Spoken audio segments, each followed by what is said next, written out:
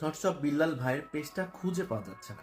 Facebook থেকে thoughts of Billal লিখে search করলে থটস অফ বিল্লাল ভাইয়ের যে অফিসিয়াল যে ফেসবুক পেজটা ছিল, 2 মিলিয়নের উপরে যে ফলোয়ার্সের পেজটা ছিল, সেটা কিন্তু আর আসতেছে না বা খুঁজে পাওয়া যাচ্ছে না।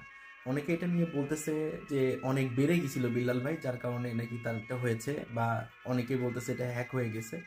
তো বেড়ে যাওয়ার কাজটা কি, বেড়ে যাওয়া এই কথাটা বলার কারণ কি, সে বাড়ছে কোথা থেকে? আমি একটা জিনিস আপনাদেরকে বলি, সে তো খারাপ কিছু করতো না।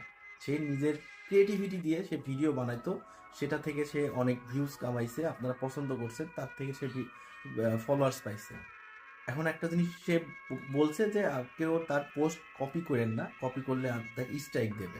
তো এখানে তার দোষটা কোথায়? আমি কোনো দোষ খুঁজে পাচ্ছি না। আপনার বাড়িতে যদি, আপনার সামনে থেকে আপনার বাড়িতে যদি চুরি হয়, আপনি দেখতেছেন চোর চুরি করতেছে, আপনি কি চোরকে দেখার পর চোরকে না মেরে বা চোরকে না ধরে আপনি কি বসে থাকতেন?